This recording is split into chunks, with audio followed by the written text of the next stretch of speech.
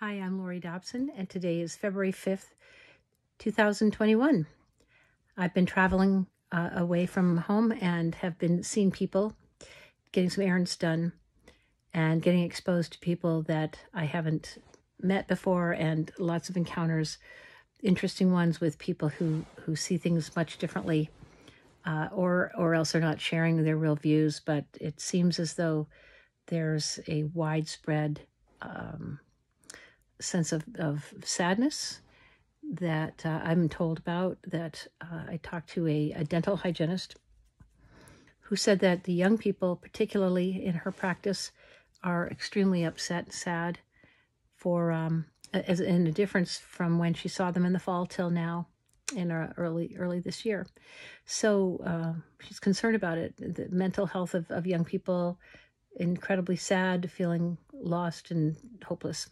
So that's a big deal. I've talked to some other friends whose family relatives and sons have committed suicide.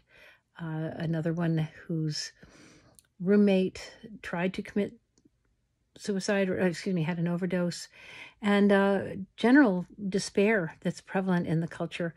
But then on the news, which I take pains to avoid, but saw on someone's news tonight that that Biden is now pivoting to focus on other things besides his promise to the Americans that need his help so desperately, and showing that he is not concerned, not even addressing it, and just focusing on unnecessary things, foreign concerns.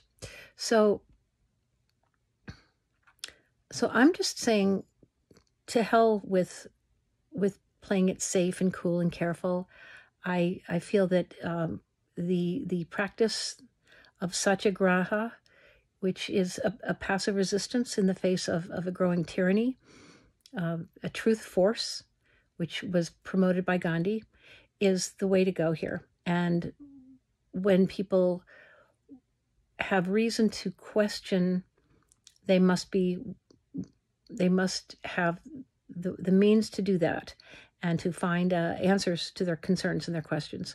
And that's led me to some places where, it's been undeniable that what I've seen to date has given me an understanding that the lies that the government is putting out and the intentions that the government has all point to the same direction, that the people's welfare is not being tended to. And that can only mean one thing, that the interest is not intending to people's welfare. It is not only not tending to people's welfare, it is actively working against people's welfare. And not just to enrich themselves, but to promote a worldview which is unfortunately growing amongst the elite and those that have no soul or conscience, as far as I can see, to reduce the world's population, or euphemistically called eugenics, which basically means raw murderous power used in a Malthusian way to destroy people and to kill people. And I think the more we can talk about how we honestly feel, the better off we are. I've been studying some things and learning about mental health as a concern since I heard a statistic, and it said that half of all Americans are struggling with mental health concerns, and especially amongst the young. And I think that what's really important is whatever experiences people are having, amongst the wide range of experiences, their feelings they may be feeling, that the healthy thing is for them to be able to identify correctly what they're feeling, what their concerns are, their fears, and to be able to adequately express them and to share them as they are, without filters or fears or self-censoring or fanciful thinking, wishful thinking that leads you into a direction that's not based in a reality in the world today. The more we can be honest and true internally, the better off we are, in other words. And I believe that it can only, as things progress in a negative direction, as it appears, all indications are that this is not getting better. Lockdowns are here to stay, and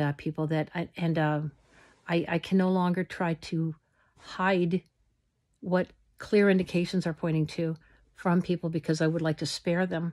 I don't think that's actually loving, to keep people in a childish state, a state of suspended disbelief, where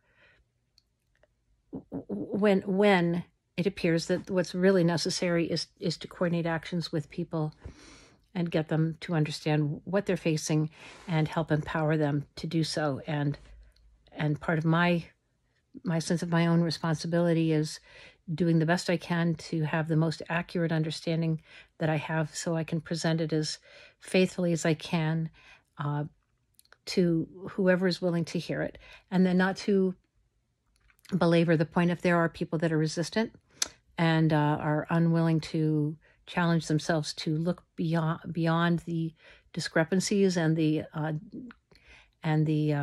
confusions, to try to push past that and to learn for themselves. I believe that if you really do want to learn what's going on, the means are there, and the people that are there that one can discuss this with. And if you're not satisfied, if you don't have enough of a basis for being able to trust yourself or question this on your own, I think you have to start internally, at least being honest with your experiences and your feelings, your rejection, your emotional rejection of things that feel wrong to you. I think you have to be true to that and still try to find a way to work with other people in a dignified way, a way that respects their own decisions, because everyone's free to make decisions, whether they make sense or not, whether it's in that other person's best interest. You can appeal compassionately to them, to keep an open mind and to look further than where they would normally look if they were listening to the news.